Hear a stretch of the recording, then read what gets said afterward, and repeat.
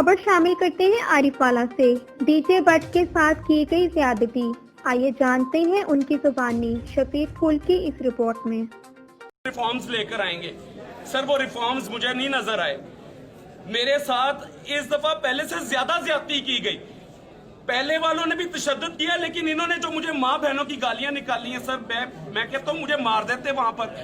मेरे से गालियां नहीं बर्दाश्त हो सकती। मेरी माँ ज़ईफ है, उसका क्या हाल है इस वक्त, और इन लोगों ने मेरी ज़ईफ माँ को, मेरी बहनों को, अभी मुझे पूछते थे अपनी बहनों के नाम बताओ। सर यहाँ पूछे ना आप, वहाँ तो आप पूछते थे 10 अपनी भैनों के नाम, आप पूछे ना सर, यहाँ पर पूछे ना, यहाँ पर पूछे ना सर, मामा क्या सर, यहाँ पर पूछे सर, वहाँ पर पूछते हैं सर ये सारी चीजें, यहाँ पूछे सर। आप वर्दी पहनकर सर वर्दी का एहतराम तो करें सर।